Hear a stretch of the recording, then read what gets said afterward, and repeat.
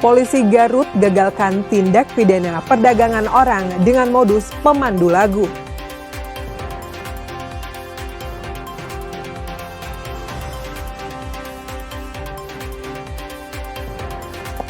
Oknum Satpam Pemkot Cimahi edarkan ganja.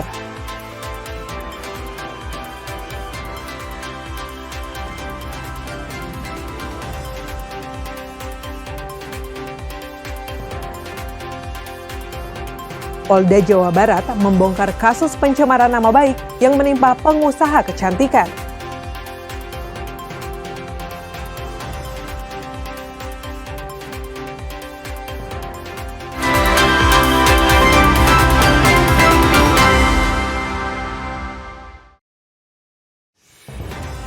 Selain informasi utama tadi, kami masih memiliki informasi menarik lainnya. Saya Mita Handayani akan menemani Anda dengan berita independen terpercaya. Kita simak Kompas Pagi selengkapnya.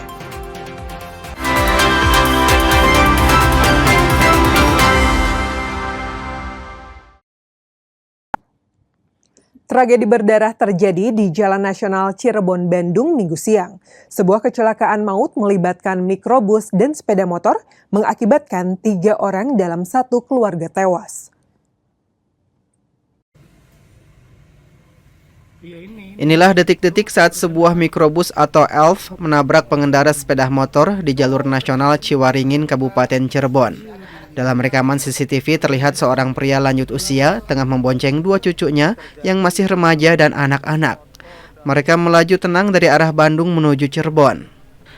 Namun dari arah berlawanan, sebuah minibus melaju dengan kecepatan tinggi. Saat berusaha mendahului bus di depannya, minibus tersebut hilang kendali hingga menghantam motor korban. 2 korban tewas seketika di lokasi kejadian, sementara 1 lainnya meninggal dunia saat menjalani perawatan di rumah sakit. Untuk TKP-nya persis depan Mako Polsek Ciwaringin. Adapun kendaraan yang terlibat antara kendaraan angkutan umum mikrobus ELF dengan sepeda motor. Jadi mikrobus ELF ini melaju dari arah Palimanan menuju ke Ciwaringin. Pada saat mendahului dari arah kanan kendaraan yang ada di depannya, terjadi menabrak kendaraan sepeda motor yang melaju dari arah berlawanan, dari arah Ciwaringin menuju Palimanan. Petugas kepolisian segera melakukan olah tempat kejadian perkara dan mengamankan supir ELF yang diduga lalai saat berkendara. Kepolisian menghimbau pengendara untuk lebih waspada dan tidak memaksa mendahului kendaraan jika ruang jalan tidak memungkinkan. Muhammad Sahri Romdan, Kompas TV, Cirebon, Jawa Barat.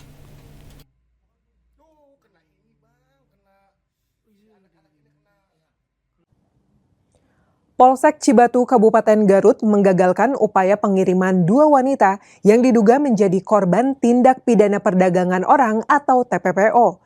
Kedua korban nyaris diberangkatkan keluar pulau untuk dipekerjakan sebagai pemandu lagu tanpa dokumen resmi.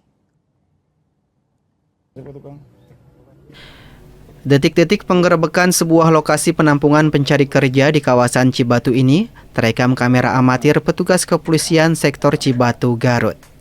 Aksi cepat ini dilakukan usai polisi menerima aduan masyarakat melalui layanan Taros Kapolres terkait adanya aktivitas mencurigakan 2 wanita yang hendak diberangkatkan secara non-prosedural. Dari hasil pemeriksaan, kejadian bermula saat korban asal Sumedang bernama Elvira tergiur info lowongan kerja di Jakarta sebagai pemandu lagu di tempat karaoke. Namun setelah bertemu dengan pihak penyalur, janji manis tersebut berubah. Korban justru akan diberangkatkan secara mendadak ke Kalimantan dengan dokumen yang tidak jelas. Hasil pendalaman petugas mengungkapkan fakta mengejutkan. Pihak penyalur ternyata tidak memiliki izin resmi dan diketahui sudah 4 kali mengirimkan tenaga kerja dengan modus serupa. Cibatu merespon laporan melalui Taros Kapolres terkait dengan kecurigaan tindak pidana TPPO, dan kami mengamankan 2 orang yang akan diberangkatkan nanti malam berikut penyalur tenaga kerjanya yang tidak memiliki izin resmi untuk penyaluran tenaga kerja. Dan saat ini kami membawa ke Polsek Cibatu, selanjutnya berkoordinasi dengan pihak Polres Garut. Kini kedua calon korban masih dalam perlindungan pihak kepolisian untuk dimintai keterangan lebih lanjut. Polisi juga masih memburu jaringan lain yang terlibat dalam bisnis haram ini. Ridwan Mustafa, Kompas TV, Garut, Jawa Barat.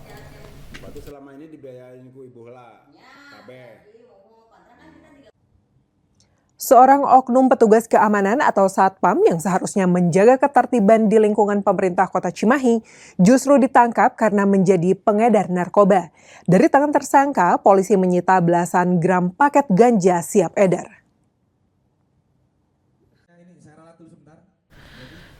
Seorang oknum satpam yang bertugas di kantor pemerintah Kota Cimahi berinisial SMS hanya bisa tertunduk lesu saat digelandang ke Mapolres Cimahi. Penangkapan ini bermula dari pengembangan kasus penyalahgunaan narkoba dengan tersangka awal bernama Fajar Priyatna. Dari pengakuan tersangka pertama, petugas kemudian mengarah pada SMS yang berperan sebagai penyuplai sekaligus pengedar. Dalam operasi ini, polisi menyita barang bukti ganja seberat 10,92 gram. Motif tersangka SMS adalah karena tergiur imbalan besar. Setiap kali barang haram tersebut tiba dan siap diedarkan, ia menerima upah hingga 5 juta rupiah. Dari hasil penyidikan lebih lanjut, ternyata diketahui bahwasanya tersangka SMS memang sengaja untuk menjadi pengedar karena mendapatkan imbalan uang, yaitu senilai 5 juta rupiah setiap kali akan turun barang atau diterima oleh yang bersangkutan.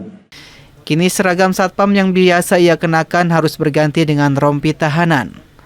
Atas perbuatannya, tersangka terancam hukuman penjara minimal 5 tahun, maksimal 20 tahun penjara. Ahmad Fadilah, Kompas TV, Cimahi, Jawa Barat. Polda Jawa Barat membongkar kasus kecantikan nama baik yang menimpa pengusaha kecantikan Henny Sagara. 2 orang tersangka terbukti memproduksi konten manipulatif menggunakan teknologi kecerdasan buatan atau AI Voice Generator. Di Treskrimsus Polda Jawa Barat bergerak cepat menindaklanjuti laporan Henny Purnamasari atau yang akrab disapa Henny Sagara pada Desember lalu. Setelah melakukan serangkaian penyelidikan siber, petugas akhirnya menetapkan 2 orang sebagai tersangka, yakni Ferry Marjani alias FM dan Restu Rizky Ramdhani alias RRR. Kemudian surat perintah penangkapan kepada RR tadi ya, Restu Rizky Ramdhani. Kemudian kami juga melakukan surat perintah penahanan. Dia melakukan surat perintah penahanan pada tanggal 14 Januari 2026 kepada 2 tersangka ini dengan spinhan nomor 1 dan nomor 2 tahun 2026. Pelaku menggunakan modus yang canggih. Kedua tersangka mengunggah konten manipulatif dengan teknologi AI Voice Generator atau pengolah suara buatan. Dengan teknologi ini, pelaku seolah-olah membuat korban mengeluarkan pernyataan tertentu yang merugikan nama baik. Modus operandi daripada para pelaku ini diantaranya yaitu bahwa tersangka FM yang memerintahkan tersangka RR untuk mencari dan mengumpulkan foto dan video tentang pelapor HP untuk dijadikan bahan dalam membuat konten meme atau video pendek yang bermuatan manipulatif. Konten yang sudah selesai dibuat oleh tersangka RR terlebih dahulu meminta koreksi kepada tersangka FM.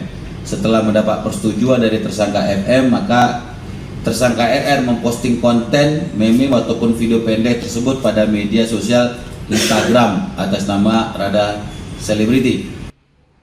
Hingga saat ini polisi masih terus mendalami apakah ada pihak lain yang memesan konten tersebut.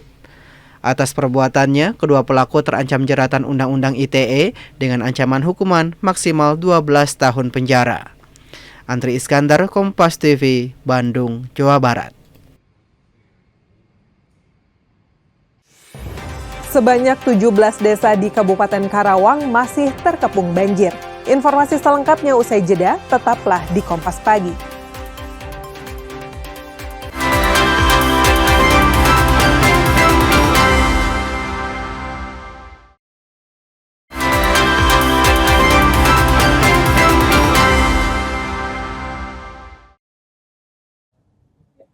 Memasuki hari ketiga, sebanyak 17 desa di Kabupaten Karawang masih terkepung banjir. Belum surutnya genangan air disebabkan oleh masih tingginya debit Sungai Citarum yang terus meluap ke permukiman.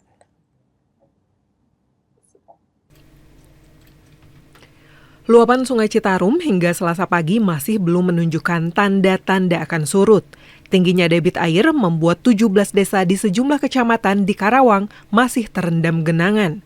Di hari ketiga, warga terpaksa meninggalkan rumah mereka.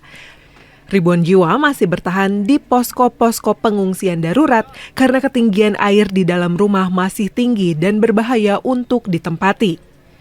Para pengungsi kini mulai mengeluhkan kurangnya pasokan logistik.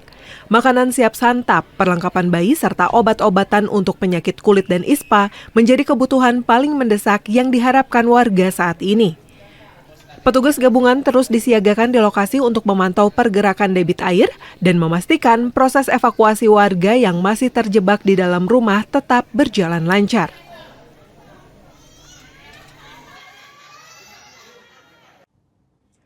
Ratusan warga terdampak luapan Sungai Citarum di Kabupaten Karawang, Jawa Barat masih bertahan di posko pengungsian darurat hingga Selasa pagi. Banjir yang tak kunjung surut dengan ketinggian mencapai 3 meter memaksa warga bertahan dengan alas seadanya.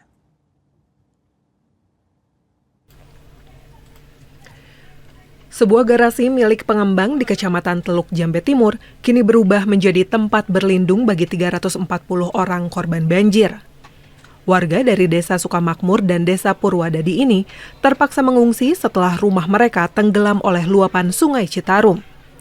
Sudah 2 hari mereka bertahan di lokasi ini dengan fasilitas terbatas. Tidur beralaskan tikar seadanya di tengah dinginnya cuaca menjadi pilihan satu-satunya karena rumah mereka masih terendam air hingga ketinggian 3 meter. Lokasi ini hanyalah satu dari sekian banyak titik pengungsian. Warga lainnya juga tersebar di masjid-masjid, aula kantor desa, hingga bangunan publik lainnya yang dinilai aman dari genangan.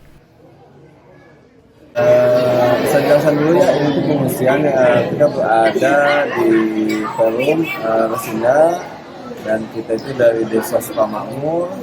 Kebetulan yang terdampak ini itu warga dari Kampung Pasir Jengkol, RT 01, RW 01, dan kita semua diungsikan ke sini dengan total kurang lebih 340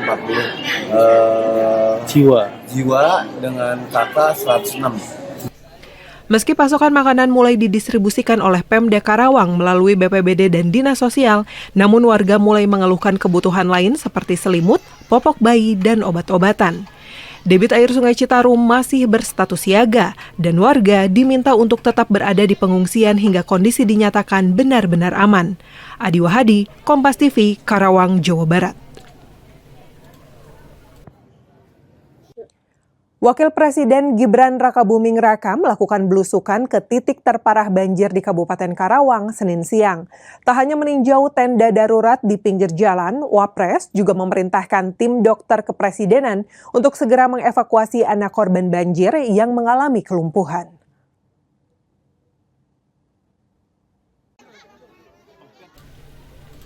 Wakil Presiden Gibran Rakabuming Raka mendatangi ratusan pengungsi korban luapan Sungai Citarum di Kelurahan Tanjung Mekar, Kecamatan Karawang Barat. Dengan berjalan kaki, Wapres menyisir tenda-tenda darurat yang dibangun warga secara mandiri di bahu jalan. Di tengah terik matahari dan kondisi pengungsian yang hanya beralaskan tikar seadanya, Gibran sempat memasuki rumah warga yang masih terendam air untuk melihat langsung skala kerusakan. Suasana berubah haru saat Wapres menemukan seorang anak korban banjir yang mengalami kelumpuhan di dalam tenda terpal. Tak butuh waktu lama, Gibran langsung menginstruksikan dokter kepresidenan untuk melakukan pemeriksaan di tempat dan meminta korban segera dibawa ke rumah sakit guna mendapatkan perawatan medis intensif. Selain memastikan penanganan kesehatan, Wapres juga menyalurkan ribuan paket sembako dan makanan siap santap bagi 2.058 jiwa yang terdampak di kelurahan ini. Berdasarkan data BPBD Karawang, hingga 20 Januari 2026, total terdapat 29 desa di 8 kecamatan yang terendam banjir. Total warga terdampak kini tembus angka 33.000 jiwa. Adi Wahadi, Kompas TV, Karawang, Jawa Barat.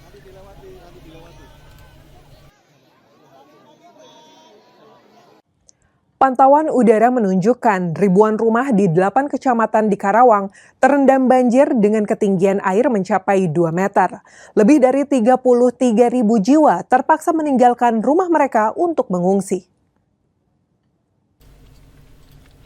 Inilah gambaran udara yang memperlihatkan skala kerusakan akibat banjir yang menerjang Kabupaten Karawang sejak Minggu siang. Ribuan rumah yang berada di sepanjang aliran Sungai Citarum kini hanya terlihat bagian atapnya saja. Di perumahan Karaba Indah dan Bintang Alam, Kecamatan Teluk Jambe Timur, ketinggian air terpantau mulai dari 1 hingga 2 meter. Kondisi serupa juga terjadi di Desa Karangligar, di mana akses jalan benar-benar terputus total. Dari data BPBD Kabupaten Karawang mencatat, sebanyak 29 desa di 8 kecamatan kini berstatus siaga 1 banjir. Total warga yang terdampak telah menembus angka 33.391 jiwa. Banjir sekarang tidak hanya di Karangligar saja. Di Kabupaten Karawang tadi laporan dari grup ada sekitar 8 sampai dengan 10 kecamatan yang banjir pada hari ini. Berarti total yang terdampak lebih banyak, Pak. Ini kan 10 kecamatan. Ada ribuan gitu, Pak. Tuh. Ada ribuan ya. Ribuan. Itu yang Bapak tahu di mana saja, Pak? Yang pasti satu Pangkalan, Teluk Jambe Barat, Teluk Jambe Timur, di Karaba, di Bintang Alam, terus di Karawang Barat sendiri, Karawang Timur, Kelari, tadi Cilebar, kemudian dilaporkan Tirta Mulia, untuk ada 8. Saat ini kondisi banjir di beberapa titik semakin tinggi, imbas masih tingginya curah hujan yang terjadi sejak 2 hari terakhir. Untuk membantu para korban banjir, Pemda Karawang membangun dapur umum serta menyiagakan personel SAR gabungan dari TNI, Polri, BPBD, serta relawan SAR. Adi Wahadi, Kompas TV, Karawang, Jawa Barat.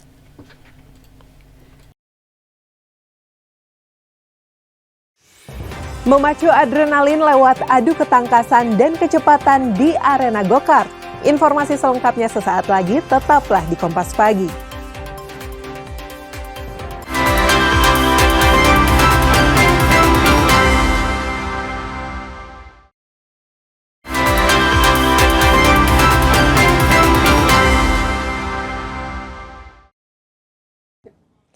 Bingung mencari cara seru untuk mengisi libur akhir pekan? Kegiatan memacu adrenalin mungkin bisa menjadi jawabannya. Di kawasan sejuk Dago Pakar, Kota Bandung, terdapat arena balap go-kart yang menantang ketangkasan dan kecepatan Anda di atas aspal. Seperti apa keseruannya? Berikut ini liputannya.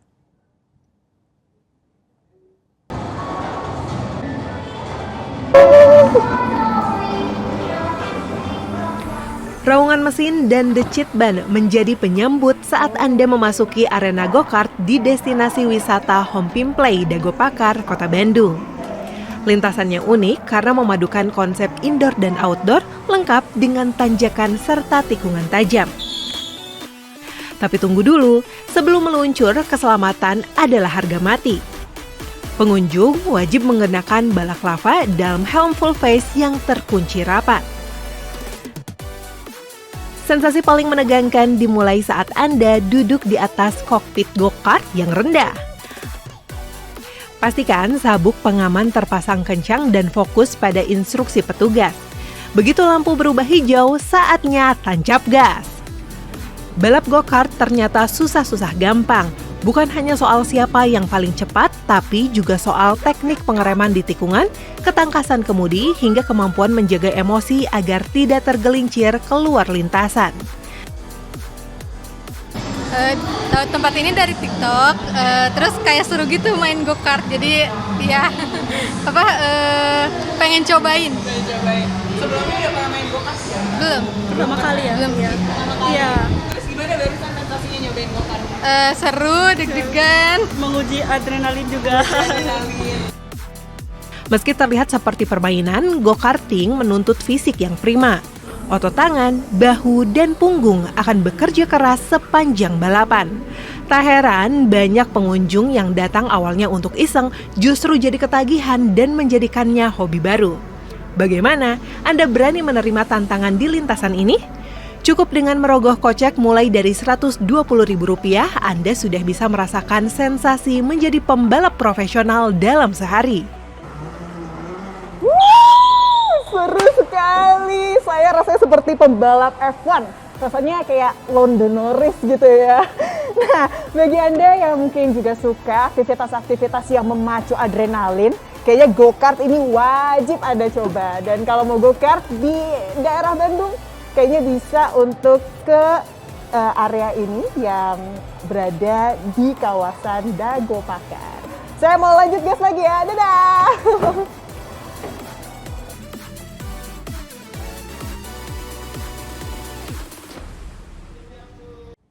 Belum lengkap rasanya berlibur ke Kota Kembang tanpa menyantap sajian khas Sunda yang menggugah selera. Di kawasan sejuk Dago Pakar, Kota Bandung, ada sebuah restoran Resto Khas Sunda yang menyajikan berbagai nasi tradisional, mulai dari tutug oncom hingga nasi jagong, siap memanjakan lidah Anda.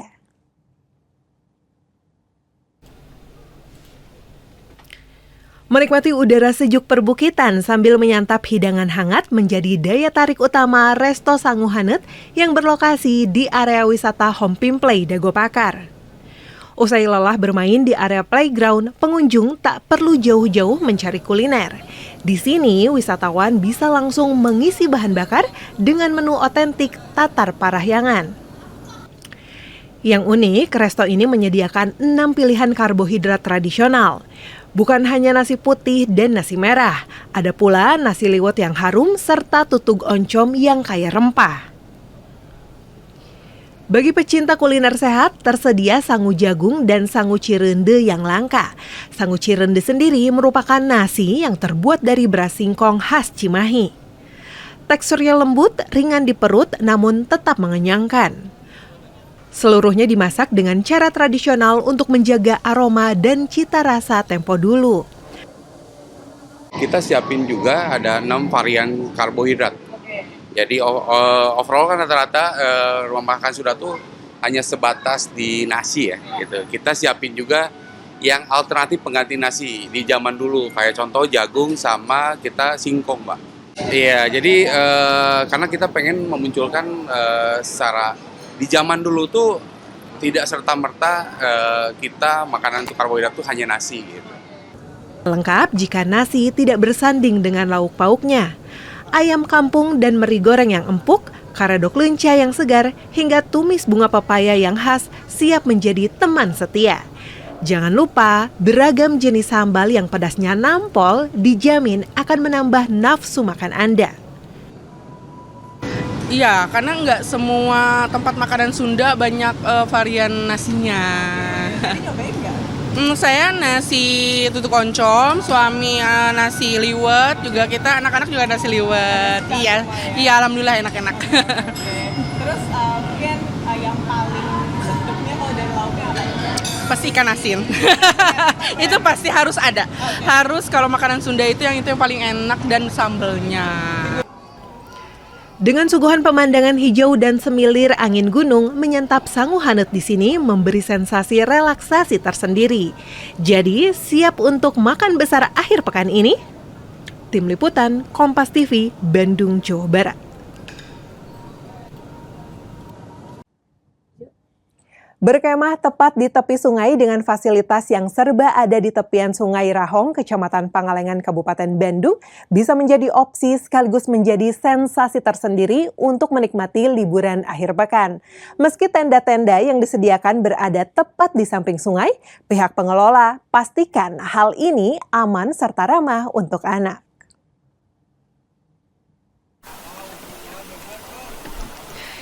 Ini dia Valley Rahong 12, salah satu camping ground riverside atau perkemahan di tepi sungai. Lokasi ini berada di Rahong, Desa Pulau Sari, Kecamatan Pangalengan, Kabupaten Bandung. Di sini, pengunjung bisa merasakan sensasi berkemah dengan orang terkasih tepat di pinggir sungai dengan aliran debit air yang tenang, ditemani dengan nuansa asri, udara sejuk khas pegunungan. Tak hanya itu, para pengunjung yang menginap di sini juga bisa bersantai duduk di kursi yang ada di tepi sungai untuk melihat dan menyapa wisatawan lain yang tengah bermain rafting atau arung jeram. Bahkan pengunjung juga bisa turun ke sungai langsung untuk bermain air. Meskipun berada di tepian sungai, area wisata ini dipastikan aman dan ramah anak karena selain terdapat pembatas pada setiap baloknya.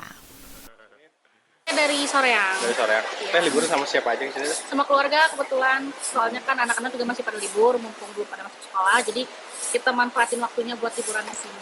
Lumayan juga kan dengan alam banget.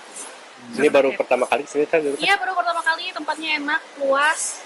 Bisa main air, anak-anak juga main dengan alam lah. Menyatu. Aman juga ya aliran sungainya? Iya, aliran sungai aman, nggak deras. Cocok buat anak-anak liburan.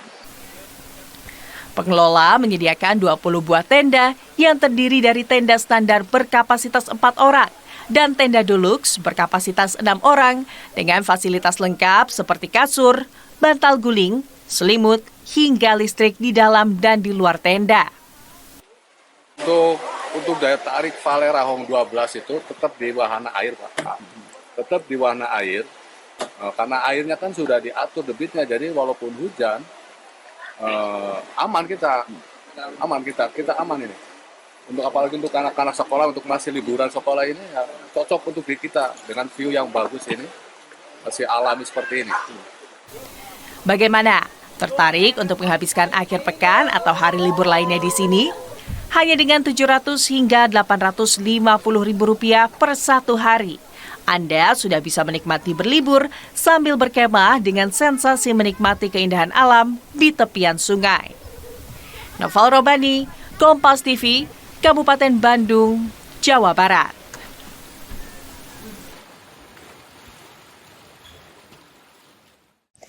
Hasil undian Asian Championship 2026 menempatkan Singapura di grup A bersama Indonesia. Informasi selengkapnya kami hadirkan usai jeda, tetaplah bersama kami.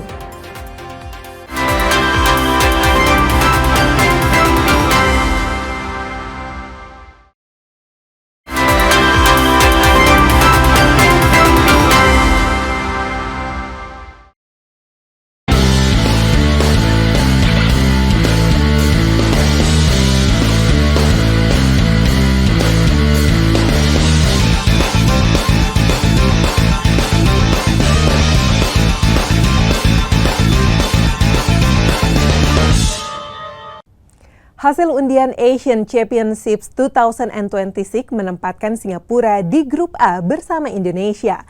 Pelatih Singapura Gavin Lee bilang skuad Garuda relevan untuk mengukur kemampuan tim di Asia Tenggara.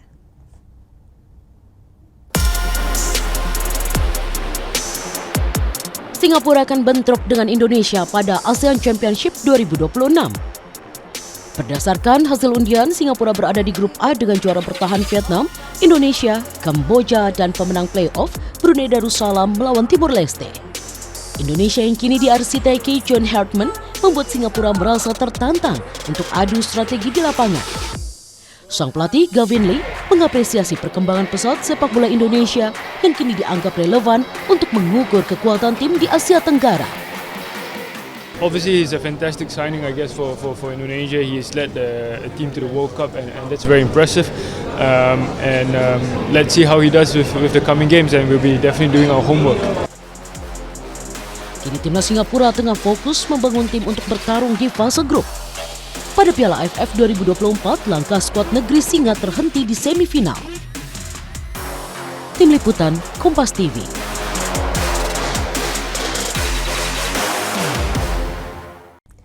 Polri memberikan apresiasi berupa kenaikan pangkat luar biasa, promosi jabatan, hingga pendidikan sekolah bagi anggota yang berprestasi dalam ajang SEA Games Thailand 2025. Apresiasi ini diberikan kepada atlet yang berasal dari Polri ataupun non-Polri dengan jumlah mencapai ratusan atlet dan ofisial.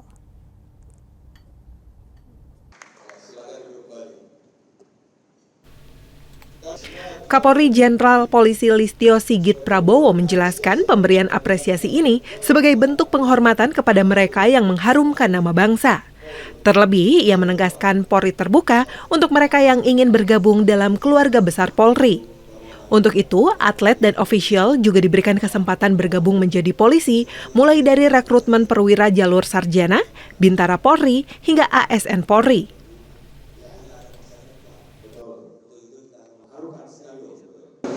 Hari ini juga kita memberikan rewards, memberikan apresiasi kepada kurang lebih 101 non-Polri yang kemudian ternyata memiliki cita-cita ingin menjadi Polri.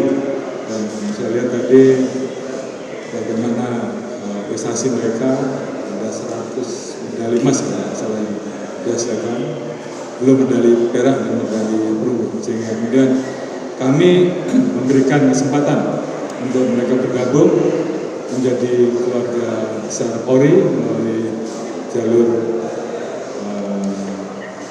rekrutmen proaktif atau talent scouting. Mantan pemain timnas Indonesia Hamka Hamzah optimistis John Hartman bisa membawa skuad Garuda pecah telur di turnamen Asian Championships 2026. Hamka menilai kini banyak pemain diaspora di tubuh skuad Garuda.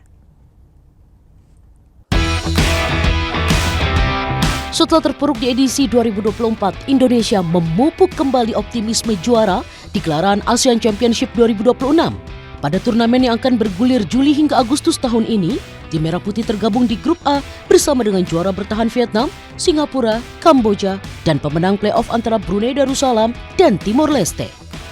Sebagai mantan pemain timnas, Hamka Hamzah menilai ASEAN Championship tahun ini menjadi kesempatan Indonesia untuk pecah telur di turnamen 2 tahunan itu. Terlebih, Indonesia kini ditangani pelatih baru John Hartman yang sebelumnya sukses bersama timnas Kanada. Tak hanya itu, skuad Garuda berpotensi diperkuat sejumlah pemain naturalisasi yang mentas di kompetisi domestik, seperti Tom Hai, Eliano Reinders, hingga Jordi Amat. Apalagi saya sebagai mantan pemain sepak bola itu sendiri, jadi setiap ajang turnamen dan membela tim nasional itu ya kita harus optimis, apalagi buat penonton dan juga pelatih baru ini untuk menunjukkan bahwa PSSI atau tim Indonesia tidak salah memilih coach John Hartman ini. Banyak pemain-pemain yang berkualitas, bahkan sekelas Tom Hai, terus Rafael, dia bisa kita ajak untuk mengikuti ajang AFF mungkin, karena dia bermain di Liga Indonesia, karena di luar kan harus mengikuti FIFA matchday kan, tapi kalau di Liga kita, siapa tahu dengan lengkapnya pemain, Indonesia kali ini bisa juara di AFF. Sebelumnya, skuad Garuda pernah ditangani pelatih Inggris Peter Wade pada era 2004 hingga 2007. Kapten Hamka turut masuk dalam skuad. Hal inilah yang membuat pria 41 tahun optimistis Hartman mampu membawa Garuda terbang tinggi di ASEAN Championship 2026. Tim Liputan Kompas TV.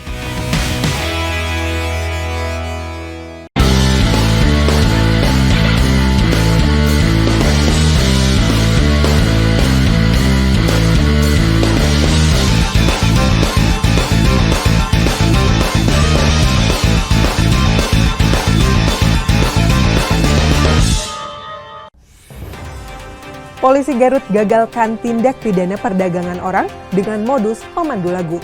Informasi selengkapnya kami hadirkan usai jeda, tetaplah di Kompas Pagi.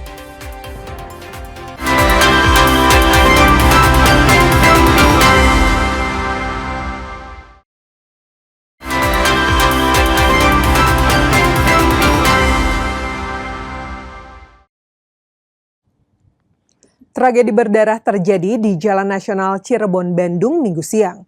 Sebuah kecelakaan maut melibatkan mikrobus dan sepeda motor mengakibatkan 3 orang dalam satu keluarga tewas.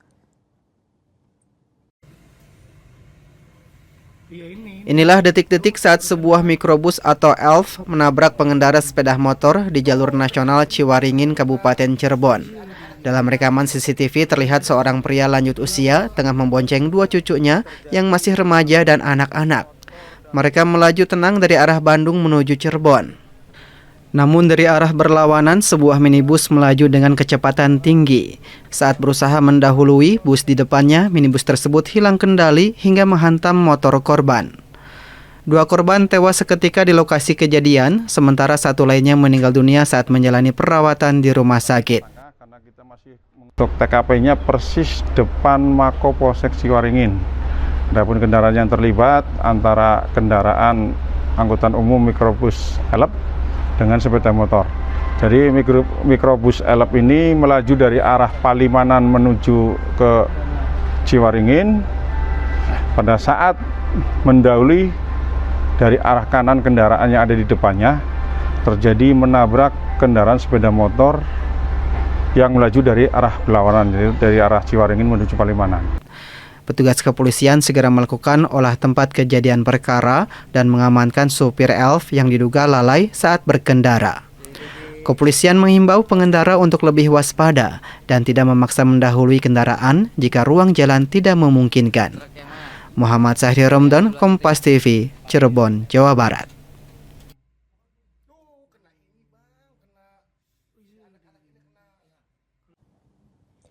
Polsek Cibatu, Kabupaten Garut menggagalkan upaya pengiriman 2 wanita yang diduga menjadi korban tindak pidana perdagangan orang atau TPPO. Kedua korban nyaris diberangkatkan keluar pulau untuk dipekerjakan sebagai pemandu lagu tanpa dokumen resmi. Detik-detik penggerebekan sebuah lokasi penampungan pencari kerja di kawasan Cibatu ini terekam kamera amatir petugas kepolisian sektor Cibatu, Garut. Aksi cepat ini dilakukan usai polisi menerima aduan masyarakat melalui layanan Taros Kapolres terkait adanya aktivitas mencurigakan 2 wanita yang hendak diberangkatkan secara non-prosedural. Dari hasil pemeriksaan, kejadian bermula saat korban asal Sumedang bernama Elvira tergiur info lowongan kerja di Jakarta sebagai pemandu lagu di tempat karaoke. Namun setelah bertemu dengan pihak penyalur, janji manis tersebut berubah. Korban justru akan diberangkatkan secara mendadak ke Kalimantan dengan dokumen yang tidak jelas. Hasil pendalaman petugas mengungkapkan fakta mengejutkan. Pihak penyalur ternyata tidak memiliki izin resmi dan diketahui sudah 4 kali mengirimkan tenaga kerja dengan modus serupa. Polsek Cibatu merespon laporan melalui Taros Kapolres terkait dengan kecurigaan tindak pidana TPPO dan kami mengamankan 2 orang yang akan diberangkatkan nanti malam berikut penyalur tenaga kerjanya yang tidak memiliki izin resmi untuk penyaluran tenaga kerja. Dan saat ini kami membawa ke Polsek Cibatu, selanjutnya berkoordinasi dengan pihak Polres Garut. Kini kedua calon korban masih dalam perlindungan pihak kepolisian untuk dimintai keterangan lebih lanjut. Polisi juga masih memburu jaringan lain yang terlibat dalam bisnis haram ini. Ridwan Mustafa, Kompas TV, Garut, Jawa Barat.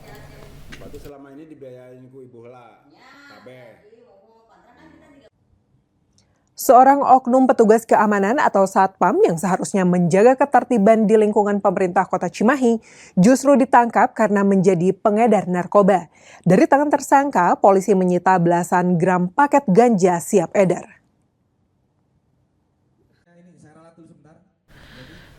Seorang oknum Satpam yang bertugas di kantor pemerintah Kota Cimahi berinisial SMS hanya bisa tertunduk lesu saat digelandang ke Mapolres Cimahi. Penangkapan ini bermula dari pengembangan kasus penyalahgunaan narkoba dengan tersangka awal bernama Fajar Priyatna. Dari pengakuan tersangka pertama, petugas kemudian mengarah pada SMS yang berperan sebagai penyuplai sekaligus pengedar. Dalam operasi ini, polisi menyita barang bukti ganja seberat 10,92 gram. Motif tersangka SMS adalah karena tergiur imbalan besar. Setiap kali barang haram tersebut tiba dan siap diedarkan, ia menerima upah hingga 5 juta rupiah. Dari hasil penyidikan lebih lanjut, ternyata diketahui bahwasanya tersangka SMS memang sengaja untuk menjadi pengedar karena mendapatkan imbalan uang, yaitu senilai 5 juta rupiah setiap kali akan turun barang atau diterima oleh yang bersangkutan. Kini seragam Satpam yang biasa ia kenakan harus berganti dengan rompi tahanan.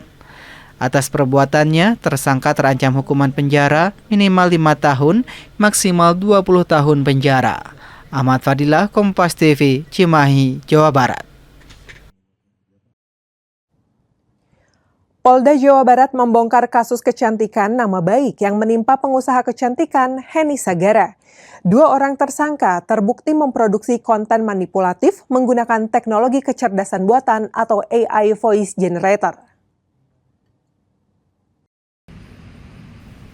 Di Treskrimsus Polda Jawa Barat bergerak cepat menindaklanjuti laporan Heni Purnamasari atau yang akrab disapa Heni Sagara pada Desember lalu. Setelah melakukan serangkaian penyelidikan siber, petugas akhirnya menetapkan 2 orang sebagai tersangka, yakni Ferry Marjani alias FM dan Restu Rizky Ramdhani alias RRR. Kemudian surat perintah penangkapan kepada RR tadi ya, Restu Rizky Ramdhani. Kemudian kami juga melakukan surat perintah penahanan. Dia melakukan surat perintah penahanan pada tanggal 14 Januari 2026 kepada 2 tersangka ini dengan spinhan nomor 1 dan nomor 2 tahun 2026. Pelaku menggunakan modus yang canggih. Kedua tersangka mengunggah konten manipulatif dengan teknologi AI voice generator atau pengolah suara buatan. Dengan teknologi ini, pelaku seolah-olah membuat korban mengeluarkan pernyataan tertentu yang merugikan nama baik. Modus operandi daripada para pelaku ini diantaranya itu bahwa tersangka FM yang memerintahkan tersangka RR untuk mencari dan mengumpulkan foto dan video tentang pelapor HP untuk dijadikan bahan dalam membuat konten meme atau video pendek yang bermuatan manipulatif.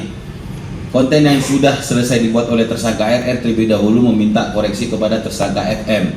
Setelah mendapat persetujuan dari tersangka FM, maka tersangka RR memposting konten meme ataupun video pendek tersebut pada media sosial Instagram atas nama Rada Selebriti.